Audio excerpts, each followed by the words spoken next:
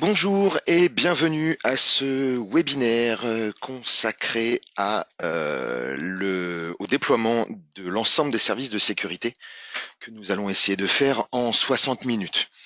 Ce webinaire devrait durer un tout petit peu plus des 60 minutes annoncées en raison de cette introduction. Le principe, il ne s'agit pas de vous apprendre à faire votre métier que vous connaissez vraisemblablement déjà. Il s'agit juste de tordre le cou à une idée selon laquelle certains services de sécurité ne doivent pas être installés parce que, je cite, c'est trop long. Donc, je vais vous montrer ici dans un environnement de démonstration, sans utilisateur aigri, sans client avec la pression, etc., etc. Comment est-ce que on peut, par certaines pratiques professionnelles, par une certaine forme d'organisation, déployer très rapidement l'ensemble des services de sécurité de façon à pouvoir profiter au maximum de votre Total Security Suite. Donc attention, hein, rappel, c'est très important. Vous n'arriverez pas probablement pas au même résultat en production et ce n'est pas forcément souhaitable. Mais juste voilà, sachez que tout est faisable, donc on va essayer de faire le maximum. Alors, pour cette présentation, on va avoir un certain nombre de prérequis, donc ce sont des éléments que j'ai déjà récupérés. Le premier de ces éléments, ce sera les ADMX de Firefox, que vous trouverez à cette adresse ou que vous trouverez très simplement, avec une recherche Google, cherchez Firefox ADMX, vous allez tomber sur une page du support Firefox qui va vous orienter vers un GitHub, et là vous pourrez récupérer ces fichiers de template GPO, puisque l'un de nos principaux soucis va être la mise en œuvre de l'inspection HTTPS. Et donc pour ça, il va falloir prendre en charge le plus de navigateurs possible. Et Firefox étant dans le top des navigateurs les plus utilisés, il va falloir malgré tout qu'on se débrouille avec ça. Donc merci à Firefox d'avoir développé des ADMX multiversions. Nous aurons également besoin d'éléments propres à l'écosystème WatchGuard, donc à l'adresse software.watchguard.com. Vous irez télécharger l'Authentication Gateway, le Single Sign-On Client pour Windows, et puis éventuellement l'agent pour les Terminal Services. Ces éléments-là seront utilisés pour l'aspect SSO qui, outre les aspects pratiques, aura un aspect sécuritaire plutôt intéressant. Dernier élément, si nous avons le temps, on va essayer de faire une intégration de Hotpoint. Je ne sais pas si ça va tenir dans les 60 minutes, mais on va faire notre maximum. Et donc, cas particulier, Hotpoint a besoin de Java pour fonctionner. La passerelle Hotpoint a besoin de Java pour fonctionner. Donc, c'est le cas particulier dans l'écosystème WatchGuard. Ma maquette, j'ai donc un environnement qui va me permettre d'émettre. C'est cette partie en vert ici à droite. C'est une partie sur laquelle je ne modifierai vraisemblablement rien, sinon au risque de couper notre communication. Et puis on va avoir un WatchGuard de démo qui est un T70 et un PC sous Windows 10 qui va être client d'un Active Directory qui est présent sur l'ensemble du réseau. Et donc on va faire communiquer ces éléments en rouge avec notre serveur ici. La plupart des éléments, vous allez le voir, sont en configuration d'usine. Le seul élément qui est déjà configuré là-dedans, c'est les éléments de routage qui sont nécessaires pour que d'un réseau à l'autre, je puisse passer de façon à pouvoir vous faire la démo et manager les éléments. Les services de sécurité, puisque c'est eux qui vont nous intéresser en tout premier lieu, pour rappel, donc ce sont l'ensemble des éléments constitutifs de la TSS qui viennent s'ajouter sur notre firewall stateful, et donc on va avoir le web blocker, le spam blocker qu'on n'aura pas puisque qu'on ne mettra pas en œuvre puisque je n'ai pas de système de messagerie ici, les passerelles antivirus, IPS, le network discovery, le reputation enable defense, l'application control, etc. Et tous ces services de sécurité, y compris des dimensions auxquelles on va se connecter, donc de façon à pouvoir profiter de notre écosystème. Ça suffit, démarrons le chronomètre, 60 minutes pour tout faire. Normalement, on va déborder d'une minute ou deux. Alors, le principe, c'est que nous allons faire une installation pour une entreprise qui s'appelle JS Lab, dans laquelle nous avons trois types de populations, que sont les gens du service commerce, les gens de la direction et les gens de la production. Ils n'ont rien aujourd'hui, on va mettre un WatchGuard en place tout neuf, d'une façon qui nous permette de comprendre quels sont réellement leurs usages, puisque bien souvent le client final n'a pas conscience de l'ensemble de ses usages, et puis on va mettre dessus nos services de sécurité de façon à pouvoir monitorer et définir une stratégie de sécurité. Ces notions de groupe sont importantes puisque le premier élément pour gagner du temps dans un déploiement en WatchGuard et faire gagner du temps à court terme, mais également à moyen terme, c'est de comprendre que dans la très grande majorité des cas, vous allez travailler non pas en pensant à des stratégies, mais à des contextes d'usage.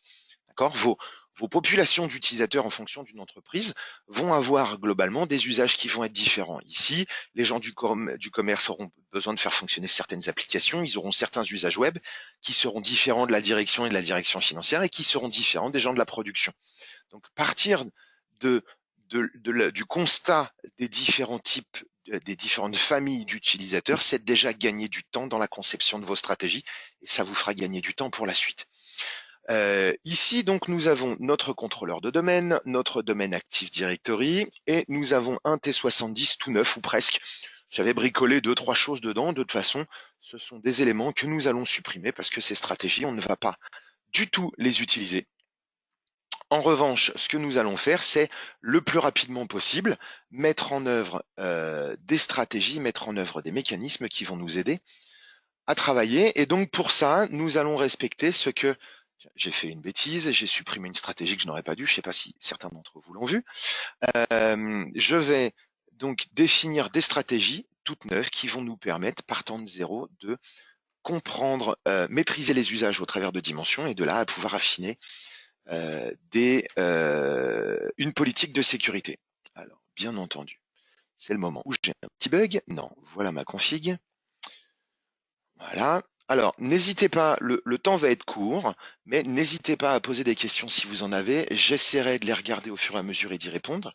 Si ce n'était pas le cas, on prendra quelques minutes à la fin pour rediscuter des différents éléments. Et dans le pire des cas, vous avez mes coordonnées dans l'invitation de l'email et donc on en profitera pour se reparler dans un autre contexte.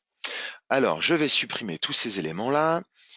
Je vais retirer le ping, je vais retirer le DNS, je vais garder exclusivement le outgoing. Je vais conserver pour l'instant une stratégie HTTPS puisque cette stratégie HTTPS, par défaut, va m'émuler cette stratégie ici sur le port 4126 qui va me permettre de récupérer le certificat d'autorité. C'est l'un des premiers points. En fait, dans la construction de ma config, je vais commencer par mettre en place les éléments de base de mon travail. Le premier de ces éléments, c'est le certificat d'autorité Racine qui va me servir pour l'inspection HTTPS. Et donc ça, ce certificat, j'ai besoin de le récupérer en HTTP sur le port 4126 sur le boîtier, puisque je vais le déployer par GPO. Ça va être l'une de nos premières missions. Donc je vais mettre celui-là sur le bureau, c'est celui qui m'intéresse. Et donc côté contrôleur de domaine, je vais donc déjà préparer les éléments de GPO qui vont être nécessaires. Donc j'ai récupéré mon certificat. J'ai pour habitude, mais parce que je suis sur des réseaux de labo, de créer une stratégie WatchGuard dans laquelle je vais mettre tous les éléments nécessaires pour le fonctionnement de mon écosystème. Mais bien entendu, vous pouvez mettre ça comme d'habitude dans les GPO que vous voulez et le construire comme vous voulez. Je vais appliquer ça moi à la racine du domaine puisque ça va concerner toutes mes machines et tous mes utilisateurs. Première chose donc, l'inspection HTTPS qui est vitale. Donc, si vous ne maîtrisez pas entièrement les mécanismes, rappelez-vous qu'il y a sur la chaîne YouTube de WatchGuard France un certain nombre de tutos vidéo dans la playlist tuto, notamment une vidéo sur l'inspection HTTPS. Alors, pour déployer mon certificat, je vais venir dans mes stratégies de clés publiques et dans mes autorités de certification Racine de confiance. J'ai déjà ici des certificats qui fonctionnent pour un autre labo. Je vais venir ici faire un importer. Suivant, sélectionner mon certificat qui est sur le bureau. Voilà. Et l'importer dans les autorités Racine de confiance, de sorte que mon client puisse faire confiance au certificat généré par mon firewall. Mon firewall, c'est le A430 normalement. On pourra vérifier ça ici. Alors oui, effectivement, le webinaire était enregistré. Vous recevrez après coup un lien pour le replay. Non, c'est 4BE1, mon numéro de série. il est ici. Donc ça, c'est bien le certificat de mon firewall utilisé pour l'inspection. Je vous ai parlé en préambule de Firefox, puisque lorsqu'on va importer ce certificat par GPO, il va s'importer dans les conteneurs Windows. Donc, il va être fonctionnel pour les applicatifs qui font appel à ce conteneur, et Internet Explorer, et Edge, et Chrome, et d'autres navigateurs, mais pas Firefox. Firefox, pour le faire fonctionner, je vais donc récupérer les fichiers ADMX que j'ai rangés ici. Donc, pour ceux qui ne connaissent pas, les ADMX, ce sont des fichiers de template. Donc, j'ai ici les éléments de template et ici les fichiers ADML qui sont les fichiers de langue de ces templates.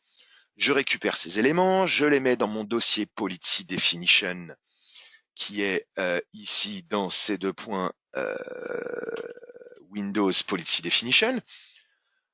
Dans un contexte de contrôleur de domaine Active Directory, vous mettrez ces éléments-là à un autre endroit de façon à ce qu'ils puissent être facilement répliqués d'un contrôleur de domaine à l'autre. Et ça va nous faire apparaître dans les modèles d'administration une brique qui n'existait pas avant, qui s'appelle Mozilla Firefox. Dans Firefox, j'ai les certificats. Et les certificats, ici, je vais importer des certificats racines d'entreprise, ce qui, en langage de renard de feu, signifie, s'il te plaît, importe donc les certificats qui sont dans le conteneur Windows. D'accord ? Je fais appliquer, je fais OK, et comme ça, je vais avoir mon certificat d'autorité racine qui va être, après rafraîchissement des GPO, importé dans tous mes navigateurs par défaut, dans Chrome et dans... on me dit que le son est moche. Est-ce que vous avez des problèmes de son? Pourtant, la qualité semble bonne de mon côté. Non. A priori, Mickaël, il n'y a que toi qui ai des problèmes de son, donc effectivement, tu regarderas le replay. Pardon. Merci, messieurs. Deuxième élément à importer par GPO, nous allons déployer l'agent, le client SSO. Alors, c'est pareil, il y a un tuto vidéo qui parle, qui explique intégralement le déploiement du SSO. Vous pouvez faire un déploiement sans client, vous pouvez également faire un déploiement avec client, et dans le cas d'un contrôleur de domaine Active Directory fonctionnel, il est clairement extrêmement dommage de ne pas utiliser le client, puisque vous allez le voir, il va se déployer extrêmement simplement et régler énormément de problèmes que vous pourriez rencontrer. Donc, pour rappel, c'est un MSI, donc on le met dans un partage disponible pour les machines ou pour les utilisateurs. On va chercher ce partage, on fait le déploiement. Donc ici, je suis en mode machine, donc c'est forcément attribué, donc ce sera poussé sur la machine. Si je le mets en mode utilisateur, ce que je peux faire aussi, j'aurai le choix entre publier et attribuer. Donc pour ça, je vous renvoie au KB Microsoft. Donc publier, ça permettra à l'utilisateur de déclencher l'installation manuellement, et attribuer, c'est une installation automatique. Je fais OK, et ici, je vais avoir mon client. D'accord ? Ce sont les deux éléments vitaux. Dans un monde parfait, je vous dirais, faites-vous ça à distance 1 ou 2 jours avant l'installation, comme ça vous êtes certain que tous vos postes auront rafraîchi leur GPO, qu'ils auront eu le temps de redémarrer, etc., pour vous éviter d'avoir à attendre le jour J. Donc ici, je vais forcer un refresh de mes GPO, je vais redémarrer mon poste utilisateur, comme ça, ce sera fait. Et donc l'idée, c'est que plus on va préparer de choses en amont, plus on va pouvoir gagner du temps, bien entendu, sur le déploiement. Pour moi, le déploiement idéal va se faire sur plusieurs jours en termes de facturation, et sur plusieurs jours calendaires. L'idée, c'est d'avoir le temps d'obtenir les informations, d'obtenir les réplications, etc., etc. Mais nous pourrons en rediscuter dans le détail. Hop là, et on va même faire un /boot, comme ça le client va redémarrer pour simuler une action utilisateur.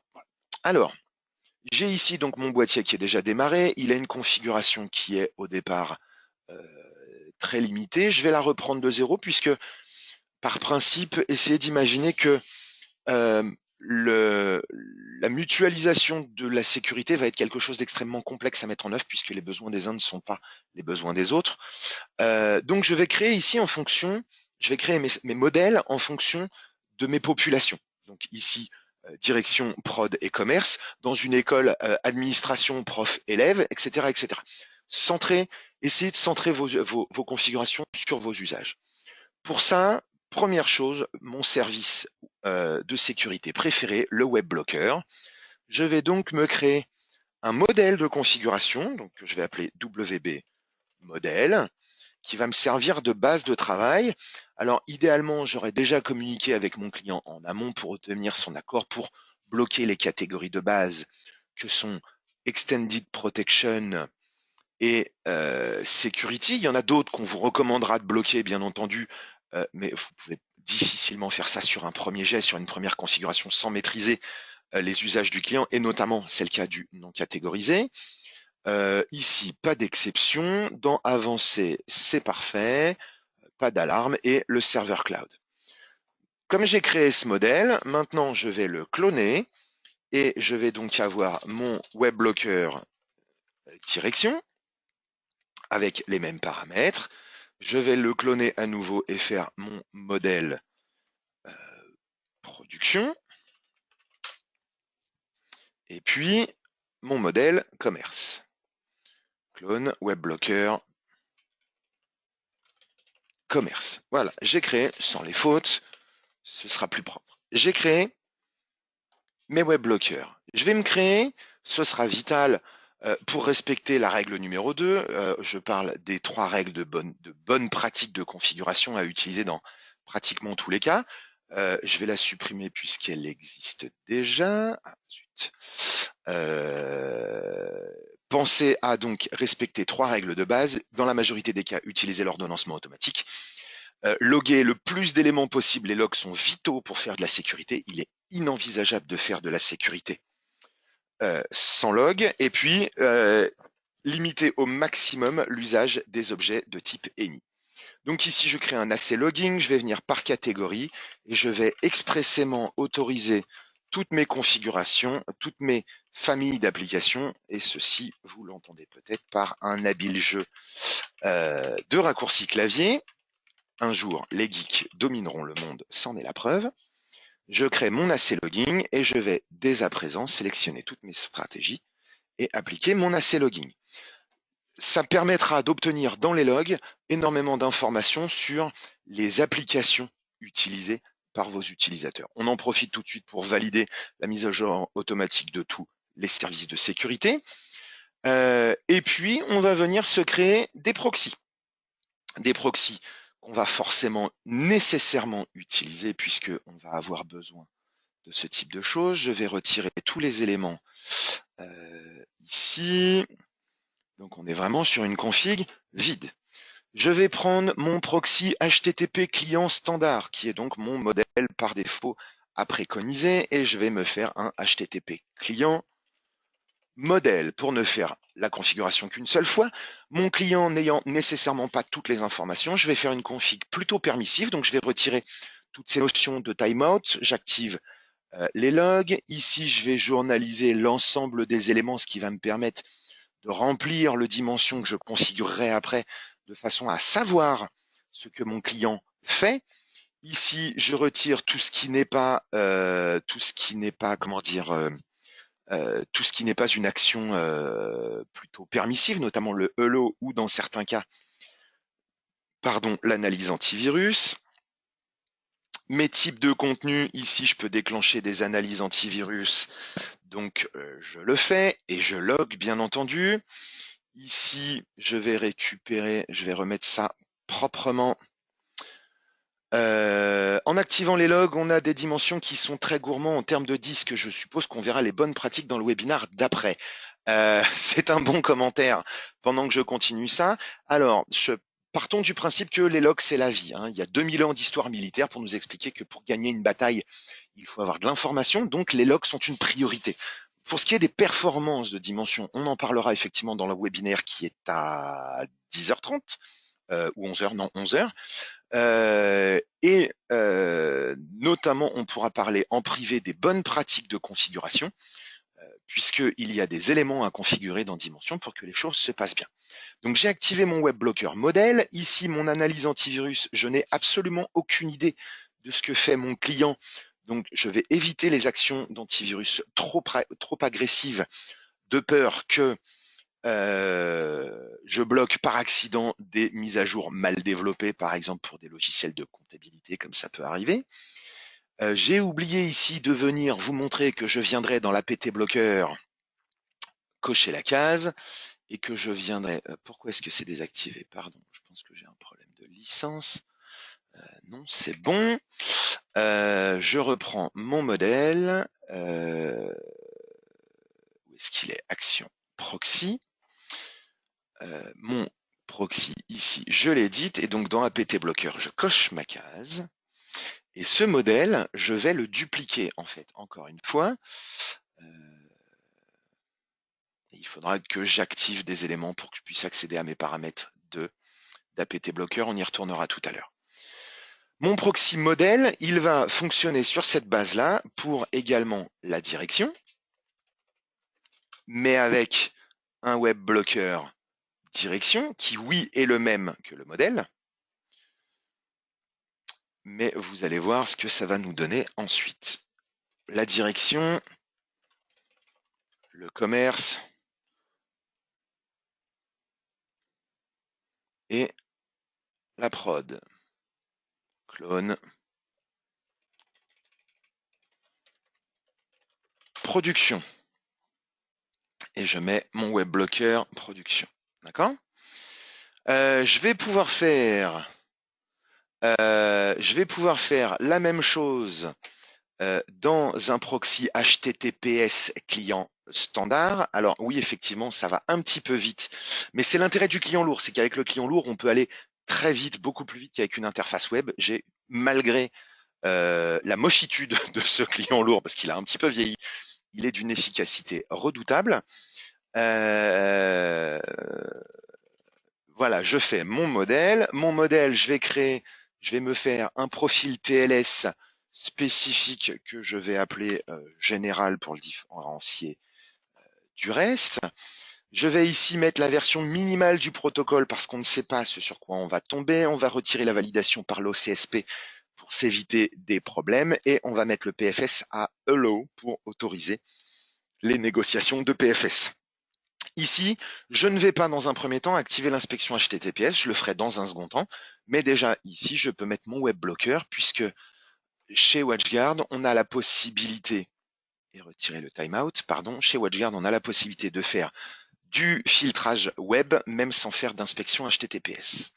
Je prends mon client modèle HTTPS, je le clone et je m'en fais un. Donc direction, je change mon web blocker, je valide. Ah, pardon, il y a quelque chose que je viens de voir. Non, c'est bon, parfait. Ok, je reprends mon HTTPS client modèle que je clone. J'ai fait direction. Je fais production. Vous avez vu, je change l'ordre de mes groupes à chaque tour de façon à éviter de froisser des susceptibilités. Hop, et j'ai oublié le commerce. Web blocker. Commerce. D'accord?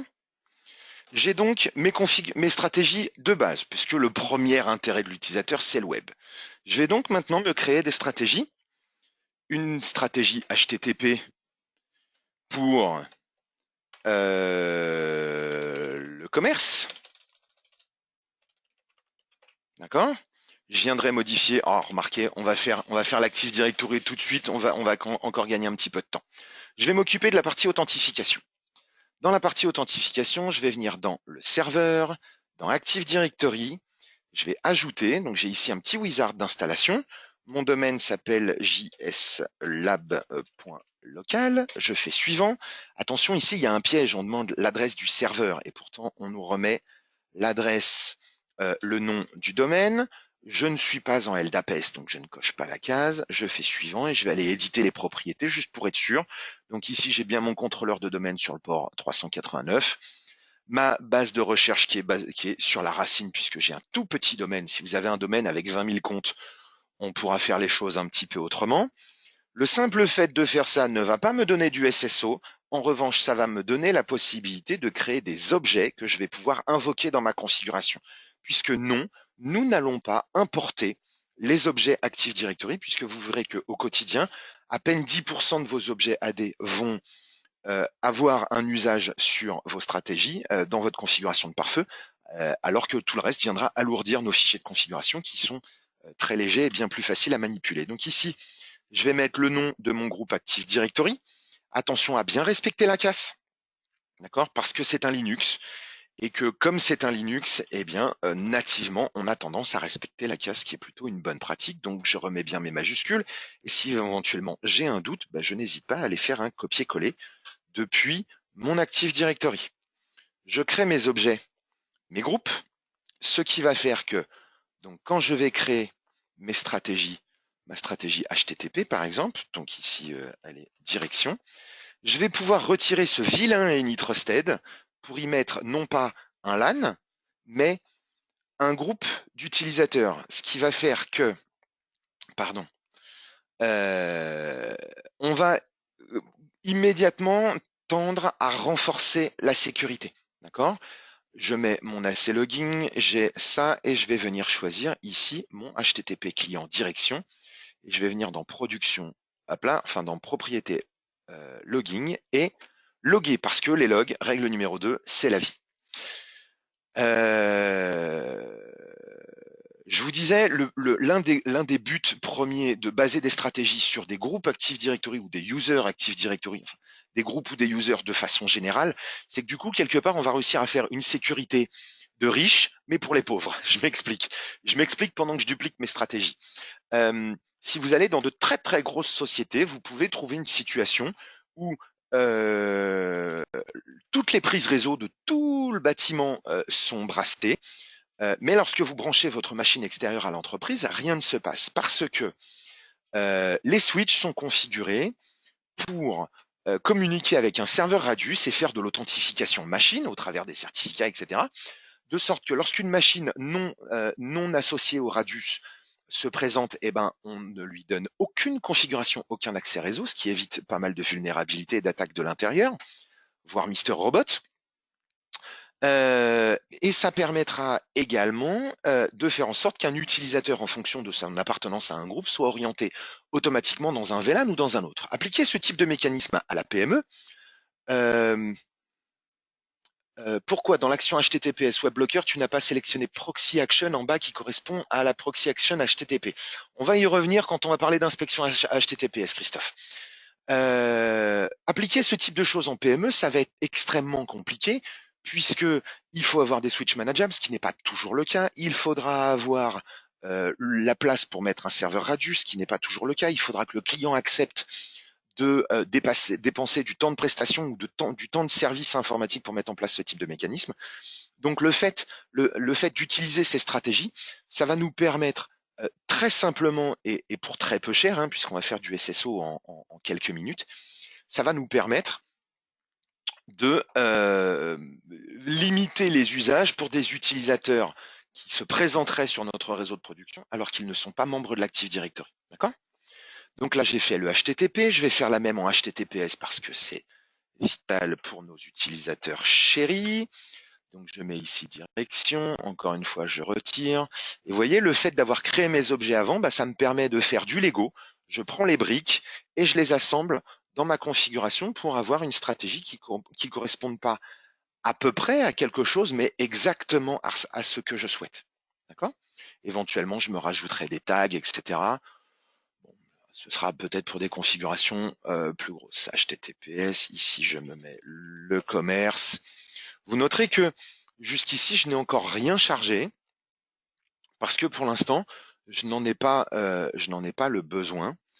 D'accord ? Je pousserai toutes mes modifications en même temps ou pratiquement, ce qui permettra d'éviter des temps de chargement, encore une fois. Là aussi, le client lourd est très intéressant par rapport au client web puisque chaque modification impliquerait une sauvegarde de la configuration dans le client web, ce qui me ferait consommer un peu plus de temps. Il me manque la production. D'accord ? Ensuite, donc nous sommes dans une espèce de format d'audit, pour rappel. Donc on ne va pas se montrer immédiatement agressif, même si on fera de l'inspection HTTPS juste après. Donc on va autoriser de façon générale un certain nombre d'usages non encore maîtrisés. Pour ce faire, on va laisser notre règle outgoing temporairement parce que le client ne sait pas s'il utilise des bases de données, ne sait pas s'il a des applications métiers, etc., etc. Donc, il faut qu'on permette une sortie, mais on aura pris soin de journaliser, de mettre un contrôle d'application de façon à pouvoir comprendre ces usages et les voir dans Dimension. Ce qui va me manquer là-dedans, c'est du DNS. C'est très important, le DNS. Donc, je vais me créer une stratégie DNS de type filtre de paquet. Le proxy ici, ce serait peut-être un petit peu overkill. En revanche, règle numéro 3, pas de NI. Je vais limiter au maximum la portée de ces éléments-là. Donc ici, ce que je vais faire, c'est que je vais venir mettre l'adresse de mon contrôleur de domaine, puisque théoriquement, comme je n'ai qu'un contrôleur de domaine, je n'ai qu'un serveur, vraisemblablement qu'un seul serveur DNS associé à ce contrôleur de domaine. Et donc, c'est théoriquement le seul qui devrait avoir besoin d'accéder, de faire des requêtes DNS sortantes. Si vous ne voyez pas l'intérêt de ce type de limitation, je vous suggère très gentiment de me contacter après ce webinaire pour qu'on prenne un petit rendez-vous ou venez assister au webinaire sur Dimension à 11h puisque on parlera justement de ce cas d'usage du port DNS et des vulnérabilités. On pourra discuter des vulnérabilités générales et le pourquoi ce pas de NI. Donc ici, j'utilise directement les adresses IP. C'est une façon un petit peu rapide de faire les choses. Si on part du principe que vous ne travaillez probablement pas seul, il serait plus intéressant de créer des alias, de sorte que le nouveau que vous intégrez dans le service technique sache immédiatement que c'est le contrôleur de domaine et qu'il n'ait pas besoin de se demander ce qu'est 192.168.91.11. D'accord ? Ce sera également des objets plus faciles à manipuler dans d'autres stratégies si je me fais un Google Public DNS et que ici je me mets les objets, ça permettra de venir les réutiliser dans d'autres stratégies, puisque le but du jeu, encore une fois, c'est de pouvoir gagner du temps et se concentrer sur la conception de la sécurité et pas sur des bases besognes telles que saisir du code. Donc ici, je vais remettre ça proprement et à la place de ces vilaines adresses incompréhensibles, eh ben, je vais venir mettre mes objets. Vous avez vu, j'utilise les fonctionnalités Windows de base, puisque dans le WSM, si je tape GOO, eh ben, je vais tomber ici dans ma liste sur l'élément. C'est une fonction Windows de base, autant l'utiliser. J'ai donc ici du HTTP, du HTTPS, du DNS qui me donne les usages standards de mon client, dont je ne connais encore une fois rien. D'accord ? Donc l'essentiel de ces autres usages sortiront dans la règle outgoing. Ce qu'il va se passer, c'est que je vais pousser cette configuration et m'assurer de loguer. Donc, j'ai actuellement un serveur Dimension qui est accessible. Donc, je vais relier mon boîtier à ce serveur Dimension. Alors ça, c'était dans une autre démo, je vais le retirer. Et puis, j'espère qu'on aura le temps. Je vais vous montrer, pour ceux qui ne connaissent pas, comment est-ce qu'on installe le serveur Dimension. Donc, pour rappel, c'est le boîtier qui envoie ses logs à Dimension. Donc, la configuration de cette relation se fait dans le WatchGuard, dans le Firebox, pas dans le serveur Dimension. D'accord ? Comment est-ce qu'on gère le cas où l'AD est tombé? Je vous dirais que si l'AD est tombé, en général, on a des problèmes bien pires qu'un problème d'accès à Internet, mais c'est une vraie question. Il peut être raisonnable de se préparer des stratégies de repli. On pourra discuter de différentes façons de le faire. Ça tient plus à vos méthodes de travail et à la probabilité que ce cas arrive. En général, si vous n'avez plus d'AD, ça veut dire que votre client, il n'a donc plus d'authentification, plus de lecteur mappé, plus d'imprimante, plus d'accès à ses logiciels métiers. Il n'a plus rien. D'accord? Donc, l'accès au net, effectivement, on pourrait leur donner du net. Accessoirement, souvent, ils n'ont plus de DNS, donc on n'aurait plus du tout de net. Il sera toujours temps de se faire une stratégie de repli au dernier moment, peut-être. Je ne sais pas trop. Pour moi, c'est des choses qui se discutent au cas par cas, mais c'est une vraie discussion qu'on pourra avoir ensemble à l'occasion si vous le souhaitez. Ici, je récupère la pre-shared key de mon serveur Dimension que je colle ici. Donc, je mets l'adresse IP de mon serveur Dimension. Tout ce qu'il faut, où que soit le serveur Dimension, c'est qu'il soit accessible, pour rappel. Je vais venir ici m'assurer que ces deux cases sont cochées pour avoir plus de logs. Et je vais venir ici m'assurer que les deux cases du haut sont cochées pour avoir plus de logs. Et ici, je vais pouvoir pousser ma première phase de configuration et le mot de passe de mon boîtier. Ça doit être ça. C'est une excellente mauvaise habitude, une super mauvaise habitude. J'ai mis 87654321. Ne faites Jamais ça, un mot de passe, c'est au moins 10 à 12 caractères, disons au moins 12, des majuscules, des minuscules, des chiffres, des symboles, s'il vous plaît. TSS 60. Allez, hop, on va se faire un backup. S'il vous plaît, soyez prudents avec les mots de passe. Nous sommes à 30 minutes et vous voyez, on a déjà une première base de configuration. On a les bases de notre SSO qui ont commencé à être jetées. On va avoir des éléments qui vont être déployés. Je vais aller chercher mon Windows client. Je vais relancer ma session sur ma petite VM et normalement, on devrait avoir du client SSO, ce qui devrait nous permettre de mettre en œuvre le SSO immédiatement. Alors pour revenir sur le cas où l'AD serait tombé, hein, rappelez-vous que dans le cas qui nous intéresse ici, on a toujours, pas pour très longtemps je vous l'accorde, mais on a toujours notre règle outgoing qui au pire laissera sortir nos flux. Ici, ma machine a redémarré, je vais aller chercher mon panneau de configuration, je vais aller voir dans Programmes et fonctionnalités, et logiquement, voilà, il m'a installé mon WatchGuard Authentication Client 12.3.0. Pour rappel, la version des éléments logiciels du SSO, le client, l'agent et l'agent TSE, ne sont pas liés à l'OS du boîtier. Donc une mise à jour du boîtier n'implique pas la mise à jour de ces éléments logiciels. Donc c'est très simple à gérer. Je vais finir ma configuration maintenant que j'ai ça, et je dois déjà commencer à voir des choses ici. Vous voyez, j'ai des logs qui apparaissent dans mon boîtier et donc logiquement, je devrais bientôt récupérer des choses hop là, dans mon serveur Dimension parce que les logs, c'est la vie.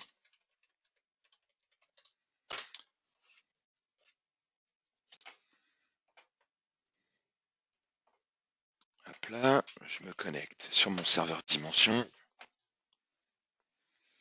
Et j'ai ici mon T70, numéro de série 4BE1 qui est monté. Vous voyez, alors c'est facile, c'est sur le même réseau. Si votre serveur Dimension est chez le prestataire et puis le boîtier chez le client, et ben à ce moment-là, on configurera l'accès avec de l'IP public, avec une IP au travers d'un VPN, peu importe. D'accord? Mais le fonctionnement est le même. Et donc ici, bah, j'aurai une construction de rapport. On va le laisser tourner. Ici, j'ai récupéré ça. Et si je viens voir dans mon navigateur, ou mieux, dans ma gestion Windows de certificats, gérer les certificats, je devrais trouver logiquement dans mes autorités racines de confiance un certificat émanant d'un boîtier dont le numéro de série finit par 4BE1. D'accord? Donc, ma GPO s'est appliquée. Idéalement, j'ai fait ça quelques jours avant. Donc, quelques jours avant, j'ai déployé mon client SSO, j'ai déployé mon certificat SSL, de sorte que si d'aventure j'avais envie de démarrer quelque chose tout de suite, et je vais le faire tout de suite puisque vous allez voir ici, vous voyez, ma machine 192, 168, 91, 31 sort par ma règle outgoing, d'accord? Puisque je n'ai pas d'authentification utilisateur, mon compte jeremy.schram n'est pas encore identifié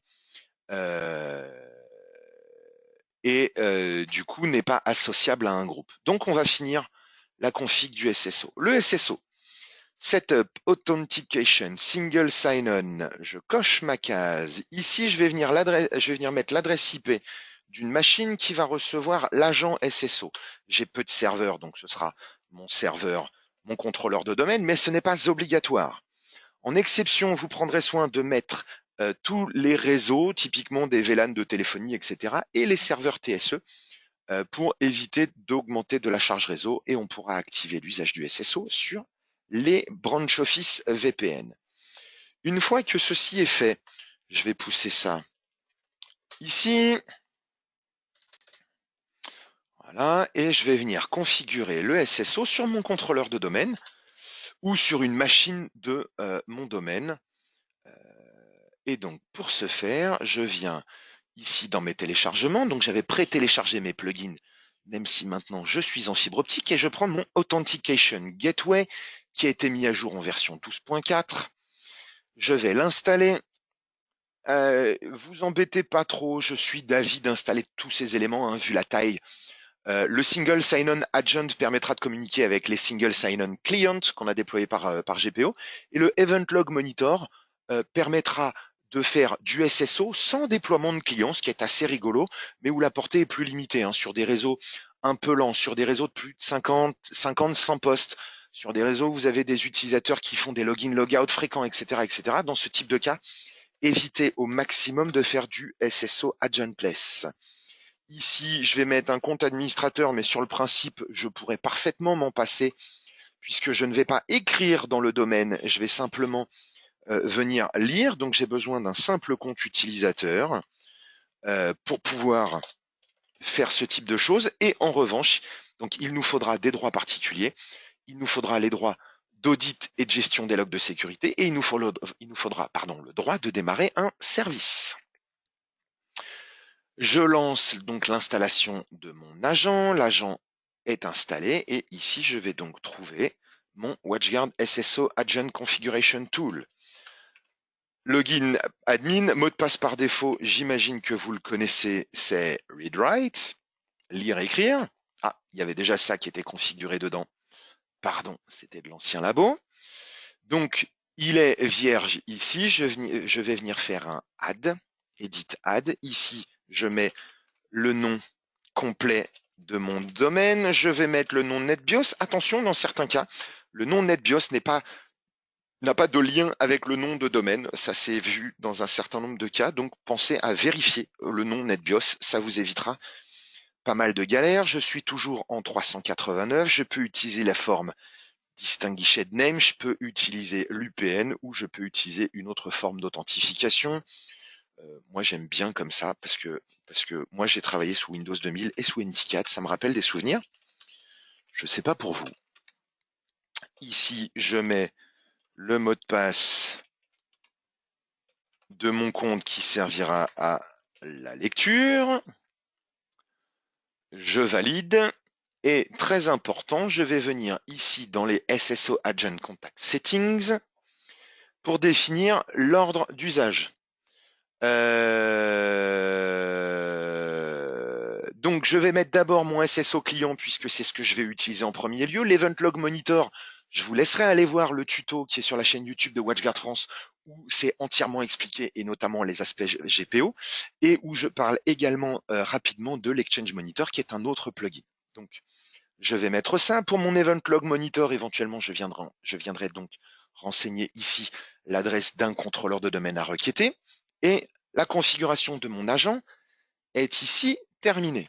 À partir de là, lorsque mes usagers vont commencer à s'authentifier, ce qui va se faire périodiquement en fonction de leurs usages, ça s'est fait, vous voyez ici, sur des logins, des logouts, des redémarrages et périodiquement, je vais commencer à récupérer mes utilisateurs. Mon client, je vais gagner du temps, je vais le redémarrer. As-tu déployé tout ça dans un environnement avec un AD Samba? Pas de problème de droit autorisé manquante sur un AD Samba. Alors, je ne suis pas sûr de comprendre cette question. Samba, pour moi, c'est la version Linux, c'est une version Linux du portage du protocole SMB. Donc, alors, je suis une chèvre en Linux. Je ne connais pas de serveur Linux qui fasse de l'AD. Je vois bien des serveurs Linux faire du LDAP, mais pas de l'AD. Donc là, je ne suis pas certain de comprendre la question. Je ne suis pas certain d'être capable d'y répondre. En revanche, on pourra en rediscuter ultérieurement et au besoin, je chercherai l'information. Ici, on va rafraîchir et normalement, quand mon client va revenir, je vais avoir du SSO et donc j'irai mettre Jérémy dans une stratégie, dans un groupe, pardon, de façon à ce qu'il passe par l'une de mes stratégies. Où est-ce qu'on en est de ce chrono? Il est où mon chrono? Il est là. 39 minutes, on est encore pas mal. Le temps que mon client Windows redémarre.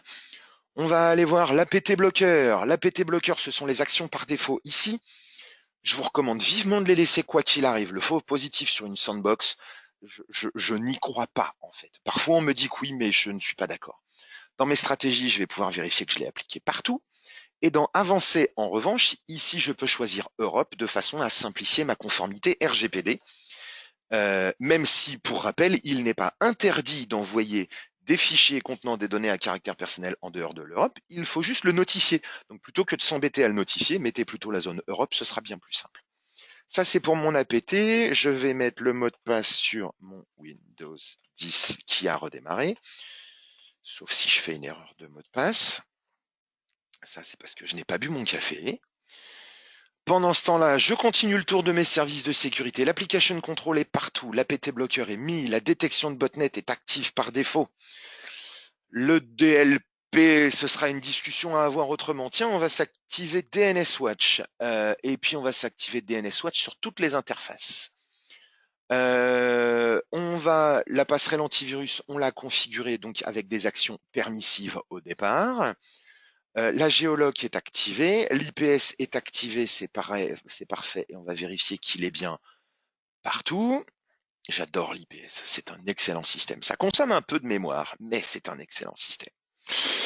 Le Reputation Enable Defense, c'est trop tôt pour l'activer. TDR, on tâchera de le voir tout à l'heure. Et le Web Blocker, c'est fait. Nous avons donc pratiquement tous nos services de sécurité qui sont démarrés dans un mode relativement permissif, mis à part l'IPS et l'APT Blocker, parce que ce sont, à mon sens, des services qui ne se trompent pas, même si leurs résultats peuvent parfois être déplaisants pour les utilisateurs. Ma machine est revenue, et donc je propose que Jérémy.schram, utilisateur émérite, soit promu. Où est-ce que j'ai rangé Jérémy? C'est fort, ça je me suis perdu. Que voulez-vous? Un Active Directory trop gros. Hop là, Jérémy.schram, et je propose qu'on le rende membre, pourquoi pas de la direction, hein, qu'en pensez-vous? Je mérite bien une place au CODIR. Allez, je mérite une place au CODIR. Ici, je mets mon utilisateur dans direction. Mon utilisateur a été vu ici, vous voyez, quand il s'est logué via du SSO. Donc à partir de maintenant, je vais pouvoir suivre l'activité de mon utilisateur, non plus avec son IP, mais avec son login. OK? Alors, le problème, c'est que là, mon utilisateur s'est logué avant. Donc, lorsque le boîtier aura fait une requête pour savoir de quel groupe je fais partie, il n'aura pas eu l'information de direction. Donc, je vais me déconnecter et me reconnecter dessus de façon à ce qu'il y ait cette requête. Vous avez vu, Jérémy, logout en bas.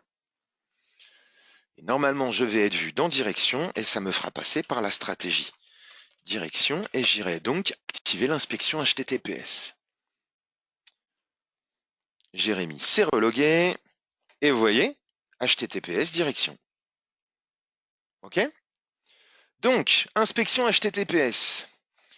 Nous pourrons en rediscuter en privé, nous pourrons en rediscuter au cours de petites formations. Nous pourrons, c'est pas joli cette typo, nous pourrons en rediscuter également.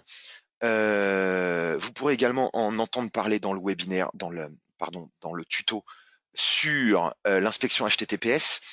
Il y a un certain nombre de choses auxquelles il faut faire attention parce que c'est pas magique et que ça peut engendrer des défauts. En dehors de ça, ici, je vais l'activer. Pour l'activer, soit je fais inspect ici et je choisis mon action de proxy HTTP associée, puisque lorsque j'enlève le S de HTTPS, c'est du HTTP. Ou alors pour répondre à la question de tout à l'heure, j'ai la possibilité de ne pas activer l'inspection en masse, ce qui n'est pas mon choix premier. Et à ce moment-là, utiliser le web blocker. À ce moment-là, toute case ici, toute catégorie qui n'est pas sélectionnée n'est pas inspectée, mais si je décide de prendre ici, bande passante, je vais déclencher l'inspection pour les éléments de cette catégorie. Dans ce contexte-là, il faudra donc ici que je mette, c'est vrai, l'action de proxy HTTP à utiliser pour cette inspection basée sur des catégories. Donc oui, effectivement, j'aurais pu le mettre tout à l'heure, mais je ne l'ai pas fait parce que en temps normal, votre boîtier sera correctement dimensionné, ce qui veut dire que vous n'utiliserez pas ce type de fonctionnalité et vous inspecterez l'ensemble du trafic. Parce que aujourd'hui, je serai bien en peine de vous indiquer quelles sont les catégories web dans lesquelles vous ne prenez pas un risque d'infection. Donc, je préfère vous recommander de dimensionner correctement votre boîtier, éventuellement peut-être le surdimensionner un petit peu dans certains cas lorsqu'on est un tout petit peu juste, et utiliser l'inspection au niveau global. J'active l'inspection et je log, parce que les logs, c'est la vie. Règle numéro 2. J'active l'inspection HTTPS. Donc en vrai, c'est quelque chose que j'aurais fait probablement pas le premier jour, mais quelques jours après mon installation, après avoir eu le temps d'aller dans Dimension, voir quels étaient les usages, identifier les utilisateurs du service financier pour voir s'ils se connectaient à certains sites bancaires particuliers, etc., etc., etc., et préparer mes exceptions. D'accord ? Ici, je n'ai que 60 minutes, donc on va le faire en accéléré. Et j'ai donc ici de l'inspection HTTPS qui va se faire, je sais pas moi, allez, google.fr, en espérant qu'il soit pas en cache. Il n'est pas en cache, j'ai bien de l'inspection. Est-ce que j'ai installé Firefox sur cette machine? Je ne crois pas. Je vous parle de Firefox, mais en vrai, je ne l'ai pas. Alors, on va aller le chercher, puis on va vérifier que ça fonctionne, notre ADMX. D'accord? Donc, tout ça pour dire que en 45 minutes, en réalité, j'ai construit une configuration qui va me permettre d'évoluer et je me suis préparé des éléments qui vont me permettre de mettre en place l'inspection HTTPS, d'utiliser le SSO, etc., etc. Pendant que je fais ça, pourquoi est-ce que dès le départ, je vous fais construire des stratégies basées sur des contextes? C'est tout simple. Cette application ne peut pas s'exécuter sur ce PC. Écoutez, ça tombe bien. En même temps, j'aime pas Firefox, pour être très honnête avec vous. On va l'enregistrer, puis on va faire un exécuté en tant que, on verra. Simplement parce que si je crée une stratégie HTTP, une stratégie HTTPS au global, la première chose que je vais avoir dans Dimension, au niveau de la policy map, c'est quelque chose qui va manquer de finesse, puisque je vais voir le détail des flux HTTP, HTTPS, d'accord? Mais pour l'ensemble des utilisateurs. Donc, je vais voir la part de consommation, mais je ne vais pas voir l'ensemble des éléments. Alors que si dès le départ, je constitue mes usages, ça veut dire que, décidément, il est fatigué, mon Dimension, quand je vais commencer à devoir des éléments, eh ben, je n'aurai pas besoin de recommencer à travailler. Mon travail aura été fait dès le départ. Et à ce moment-là, je sais que, pardon, je sais que quand je vais voir mes usages, eh ben, je vais pouvoir immédiatement venir chercher mon web blocker et dire, OK, très bien, j'ai discuté avec les gens de la production et ils n'ont pas besoin, je sais pas, je vais dire une bêtise, alors on va parler des drogues. Euh, Ils n'ont pas besoin de ça, mais ils ont impérativement besoin d'autre chose. Donc, je vais m'assurer qu'ils aient besoin. Ils ont besoin d'une exception, même si les exceptions sont globalement mauvaises en tout. Mais du coup, je vais pouvoir venir immédiatement modifier un élément qui est directement contextuel, ce qui me permettra éventuellement de déléguer. Je suis allé faire les premières phases de l'install, discuter avec le client. Je suis un DSI, un RSI, un responsable technique très occupé. Eh ben, je peux filer la suite à un padawan, à un tech un peu moins avancé, puisque les grandes lignes du travail sont déjà tracées. Il n'a plus qu'à suivre les lignes. D'accord? Donc, ça permet de constituer des stratégies en commettant, en limitant le risque d'erreur humaine et en allant plus vite. Puisque si dès le départ, je constitue mes groupes, mes objets sont déjà tracés. Est-ce que mon dimension veut bien m'afficher ma policy map? Oui. Vous voyez, l'un des grands buts, pour ceux qui ne sont pas familiers de Dimension, allez voir à 11 heures l'autre webinaire, mais en gros, pour les techs, il y a deux vues. Vous avez le tableau de bord exécutif où vous allez voir qui fait quoi. D'accord? C'est fondamental. En 30 secondes, vous saurez qui fait quoi. Ensuite, il y a le comment. Et le comment, la première étape du comment, c'est la policy map, puisque la policy map va vous donner des informations sur la façon dont les flux ont été gérés et comment ils sont passés d'une interface à l'autre au travers des différentes stratégies. Donc, c'est très important. Et donc, plus vous allez éclater votre configuration dès le départ, en maîtrisant les usages, et plus vous allez rapidement gagner en granularité et en finesse de lecture, ce qui vous évitera de faire des stratégies trop génériques, de bloquer un service pour certains et du coup de le bloquer accidentellement pour d'autres et du coup de générer une crispation autour de ces services de sécurité. Donc c'est très important.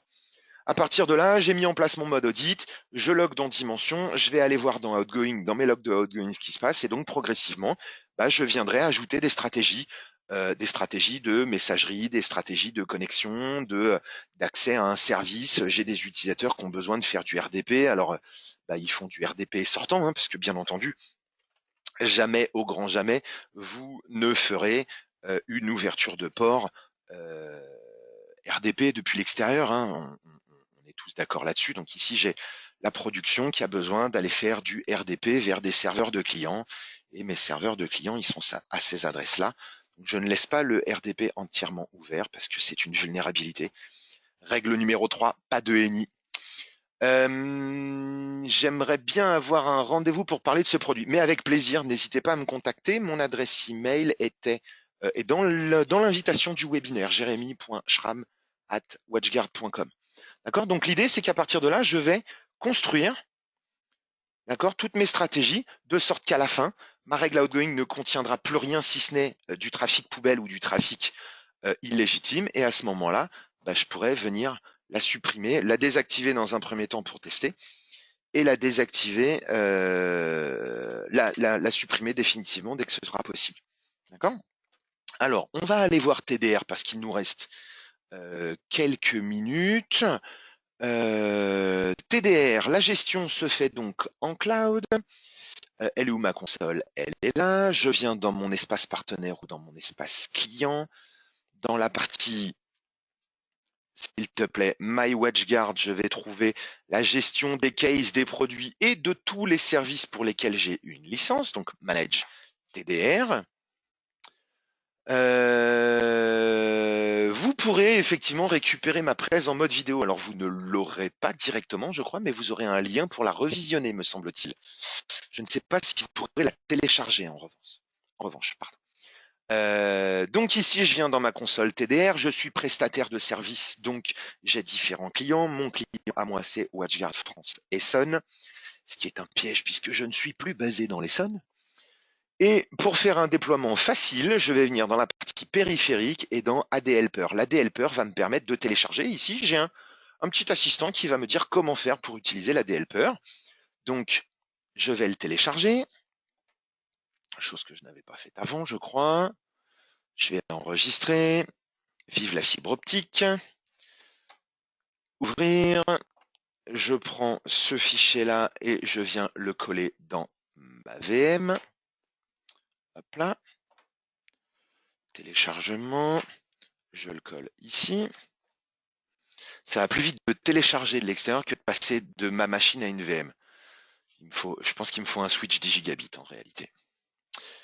Et donc, bah, c'est facile, hein, regardez, j'ai un assistant d'installation, donc on télécharge le MSI, machin, et on lance l'installation. Alors, c'est parti, je lance l'installation.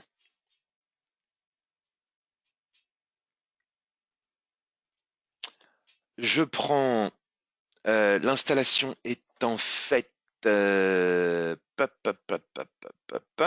viens dans la DLPer, donc je prends ça, j'ouvre un navigateur web, je vais en local sur le port 8080 en HTTP, c'est du HTTP mais rassurez-vous, ça n'a d'usage que depuis cette machine-là. Et ici, je vais venir ajouter un domaine. Donc je vais ajouter ici un contrôleur de domaine. Mon contrôleur de domaine, il est à cette adresse, port 389. C'est un Microsoft Active Directory, ce qui rejoint peut-être notre conversation de tout à l'heure sur le Linux. Ici, mon nom de domaine, il s'appelle jslab.local. Le domaine de connexion, c'est donc jslab. Un nom d'utilisateur. Alors ici, j'ai besoin d'un compte avec des droits d'administrateur, puisque ce compte va servir à déclencher des installations à distance. Donc, il me faut des droits d'installation. Alors oui, on pourrait ne pas mettre un administrateur, mais impossible de communiquer avec le nuage. Bah pourquoi? Alors voilà un bon bug. Ah, parce que lui, il passe par l'autre firewall. Eh ben, on va tâcher de régler ça dans les temps. Le principe, alors, le temps que j'essaie de voir ce qui se passe, le principe de la DLPer, c'est qu'il va créer un canal montant vers la plateforme cloud, ce qui va faire que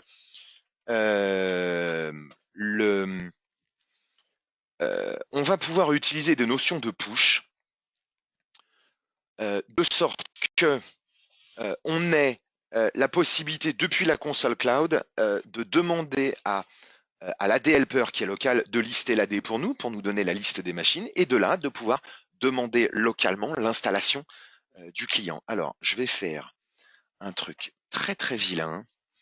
Je vais faire une règle bien trop permissive, mais il me reste bien trop peu de temps pour finir cette démo, pour faire un truc trop propre. C'est l'archétype de ce qu'il ne faut pas faire. Voilà. Mon contrôleur de domaine. Hop là. Je vais lui faire une règle HTTPS exprès pour lui. IP source. Puisqu'en fait, cet AD Helper, il va communiquer avec le cloud sur le port 443. Donc il y a des exceptions par défaut qui font fonctionner ce mécanisme.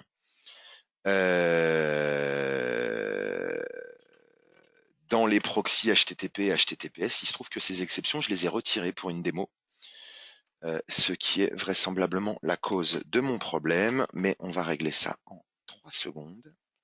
CTRL-T, ah non, c'est CTRL-M, puisque j'ai un serveur de gestion centralisé. Voilà. Et donc, maintenant, logiquement, il devrait accepter de communiquer, s'il te plaît. Ah ah. Pare-feu Windows. Alors là, c'est très moche ce qu'il m'arrive. Ben non. Et ben, figurez-vous que j'ai un énorme problème imprévu. On va désinstaller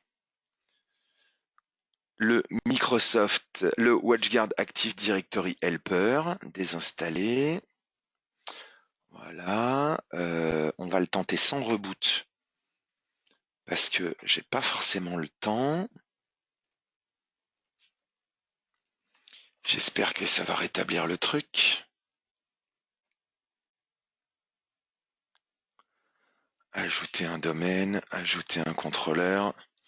192.168.91.11. Enregistrer. Ce serait quand même vachement dommage que je puisse pas vous montrer ça parce que c'est très rigolo quand ça marche. Et normalement, ça marche bien. Administrateur.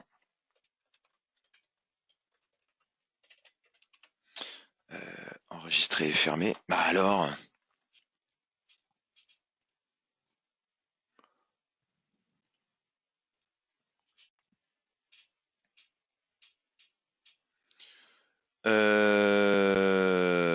Bon. Mon boîtier ne me répond pas bien. Ah, si c'est bon, il est là.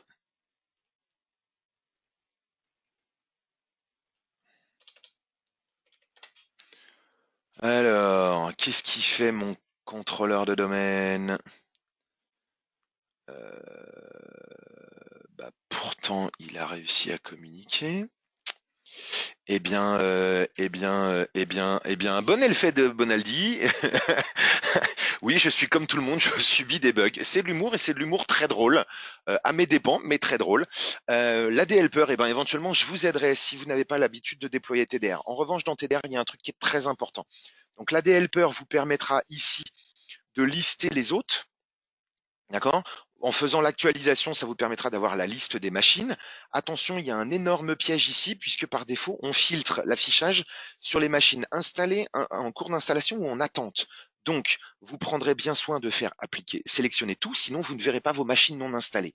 C'est la première chose. La deuxième chose, en termes de performance, il est absolument vital, mais c'est dans le livre blanc sur TDR, de procéder à des exclusions. Vous devez, dans votre antivirus local, exclure les dossiers de TDR et vous devez, dans TDR, exclure les dossiers de votre antivirus.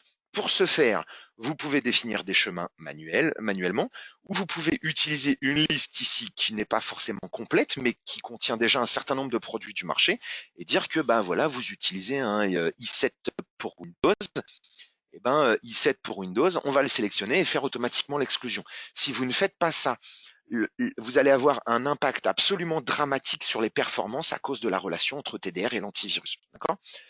C'est vraiment les deux trucs à configurer. Après, pour le fonctionnement de TDR en lui-même, vous avez allez, ce sera les dernières secondes. Vous avez des paramètres qui sont personnalisables, mais globalement, si vous montez ce niveau de cybercon à 2, d'accord, vous êtes dans un mode où TDR devient relativement agressif et va bloquer les menaces, utiliser les mécanismes de sandbox, etc., etc. Donc à partir de là, vous avez très peu de choses à configurer côté TDR.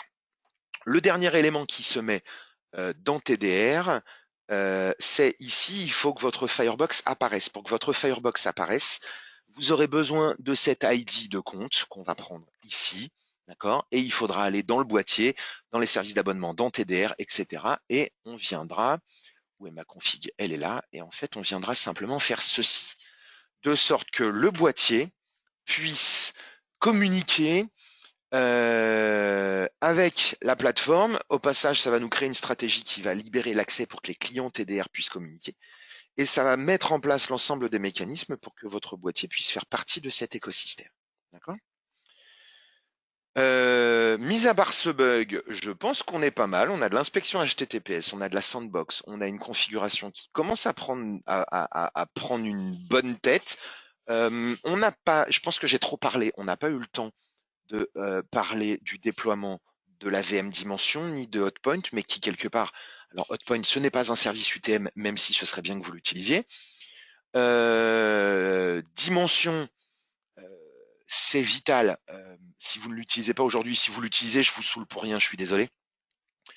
Si vous ne l'utilisez pas, c'est un tort. Vous commettez une énorme erreur. Dimension est gratuit. Il faut l'utiliser. C'est impératif. J'ai une question. On me dit DNS Watch. Voilà une bonne question.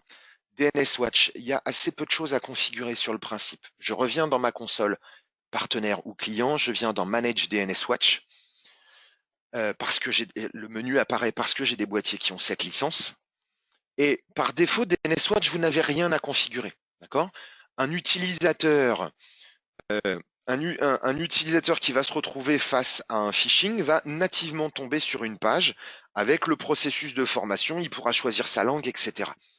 Donc vous n'avez vraiment rien de spécial à configurer et suivre l'activité de DNS Watch, c'est très simple puisque en fait, regardez si je cherche mes logs de DNS, je vais trouver, ah bah non, puisque mes requêtes DNS passent par l'autre firewall.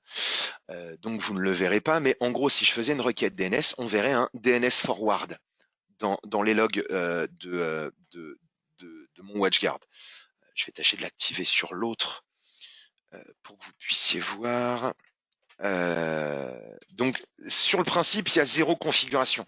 Vous pouvez rentrer dans un suivi d'activité, voir quelles sont les alertes qui ont été relevées, ce type de choses. Vous pouvez éventuellement aller personnaliser des rapports et ce type de choses, mais je vous dirais que vous avez tellement d'autres choses à faire en amont, pas plus importantes, mais qui vont vous nécessiter plus de travail, que je vous dirais que cette partie-là, elle est presque secondaire. Maintenant, vous allez pouvoir ici donc modifier les comportements. Vous pourrez faire du filtrage web, mais le filtrage web, en fait, il est déjà dans l'UTM.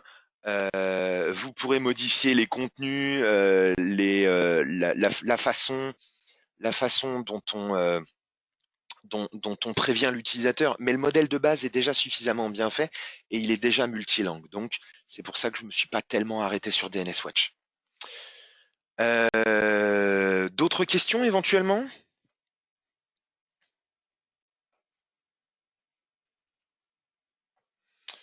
Pendant ce temps-là, je vais voir ici mes logs DNS. Vous voyez, DNS forwarding. J'ai activé. Alors ici, ce sont les autres machines, hein, mais on va voir mon 192.168.91.11. D'accord? DNS forwarding. Pour autant, toutes mes requêtes DNS locales sont traitées localement.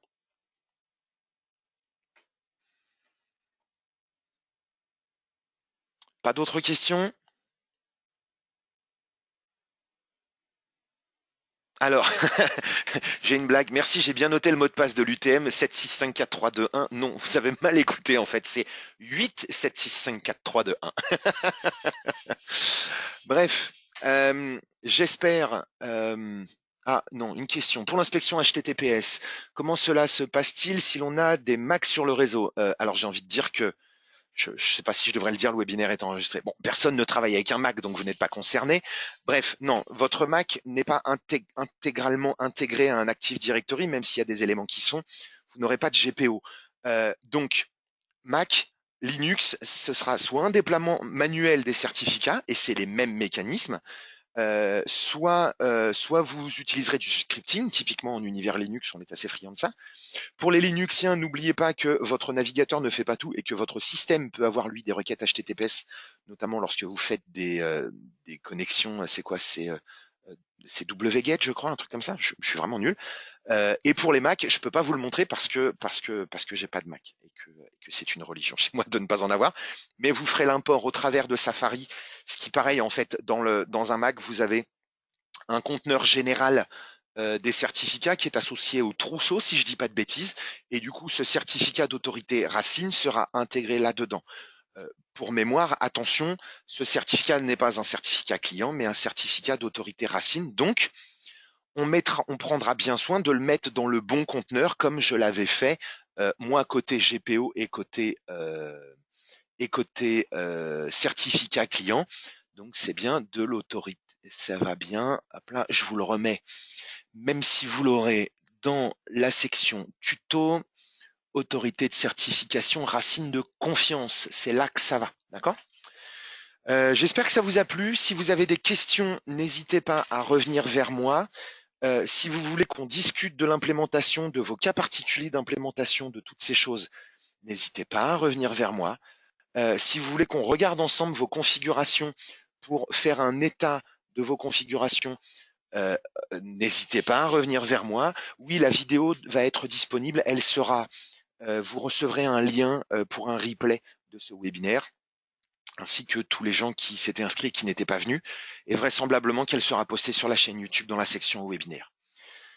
Je vous souhaite une très bonne journée. Je vais arrêter mon chronomètre et puis je vous dis à très bientôt et travaillez bien vos configs. Au revoir.